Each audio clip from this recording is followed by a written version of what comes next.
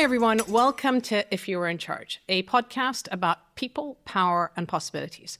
I'm Sanam Naraghi Anderlini, and usually you're used to me having my co-host Kavitara Nandini Ramdas with us, but we're just taking a bit of a pause. I wanted to talk a little bit about Iran again, for those of you who are either frustrated with what's going on like the rest of us, or just thinking, when is this going to end? We're all there. But here's what I see, and I'm going to put my peace negotiation mediation hat on. And going by the title of this podcast, if I were in charge, this is what I would do. And what I'm seeing right now is that there is a general consensus that war is just not an option on the table, even though Israel still wants to go to war. And maybe there's some hardliners in Iran who think that more war is good. But essentially, the war camp is a thin minority. We've also seen that the blockade and the whole economic sanctions piece is also just not tenable because of the effect it's having on gas prices in the West and in the US, but in terms of fertilizer and food and others around the world. So the world's poorest are actually being hit the first alongside Iranians, who are really feeling the economic impact of the war on them. So war is not working. Economic sanctions are not working. What is left on the table is basically negotiations. Now, negotiations can take two different approaches. One is what we're seeing right now, which is essentially the two sides are bringing their adversarial kind of hatred, if you want, for each other to the negotiation tables, in a way trying to sort of negotiate concessions out of each other to win the war, to see which side wins. And again, that's really not getting us anywhere. They keep coming up with supposed deals and framework agreements and so forth, but it's still framed as who won and who lost. This itself is dangerous, and it makes a very brittle truce even more precarious as things go on. The other option for negotiations is what we would call a more inclusive process. And in the 30 years that I've been in this field, I've seen two pillars that you need to actually make a peace process work. One is political will from the armed actors or from the political leaders and adversaries. The other is inclusivity from a mix of the societies that are affected by the war, but also our institutions and others, in a way to give the peace process many legs, so that if one leg gets wobbly, there are other parts of it that keep it together. Now, in the case of Iran, the Iran-US process, what is it that could happen? In my opinion, this is a moment for the world and the region to come together with the US and Iran and actually think about the future that we all want, and let the future dictate the present. And then some of the past or the issues of the past that keep churning in this relationship, that are shaping the present and going into the future, can be dealt with later. But the future that I imagine, having been through this war and through this economic blockade, is a future where we have essentially a de facto grand bargain, meaning that the US and Iran come to terms with each other, that both are going to be around. The ceasefire in Lebanon has to be held, and it has to become the responsibility not just of Iran asking for it, but actually of the region and the Europeans, frankly.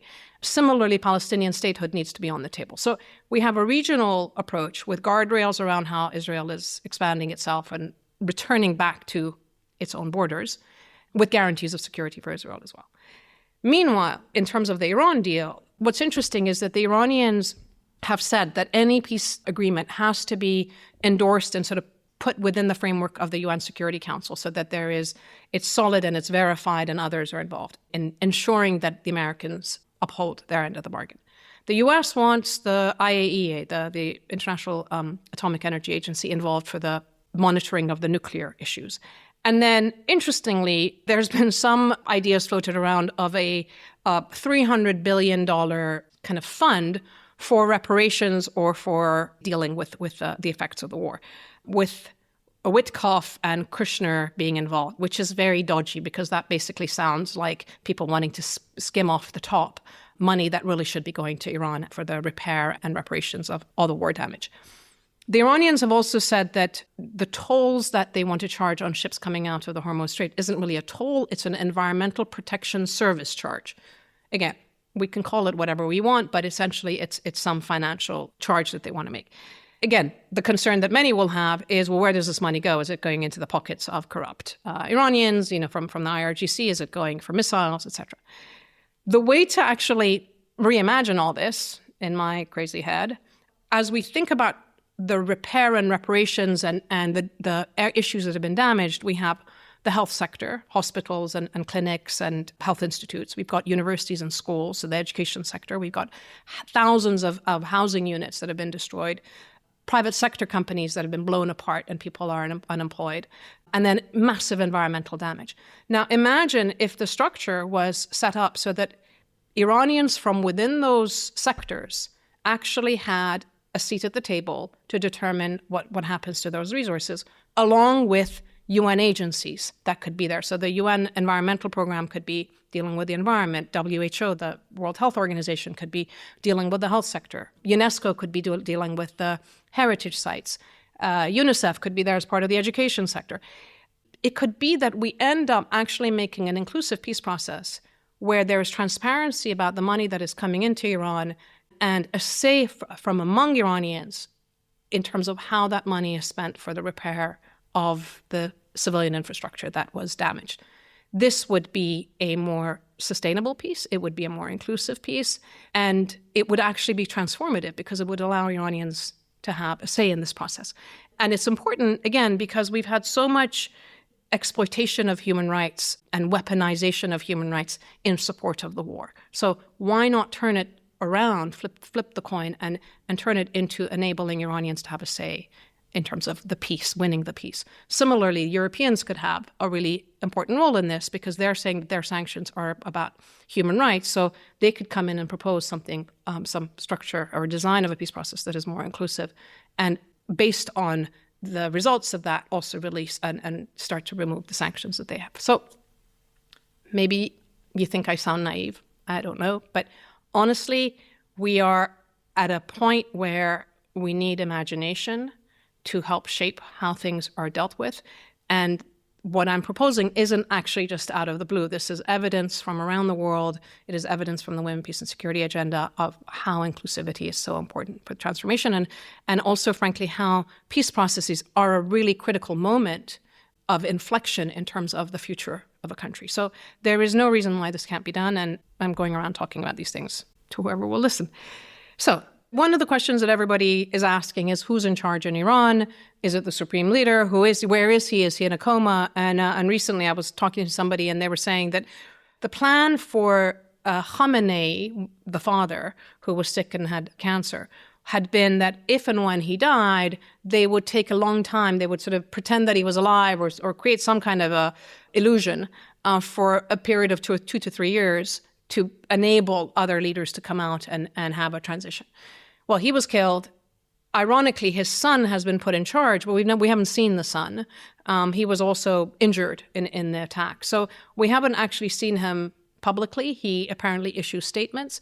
But what seems to be emerging is that there's a sense of a collective leadership right now making the decisions, and that it is prominently from the Revolutionary Guard, which, again, is something that many of us expected, that the transition would be to the hands of some senior leadership in the Revolutionary Guard, and we might be seeing an Egypt-like Iran, meaning that it's basically a military leadership in suits and a form of change, although it's many of the same people.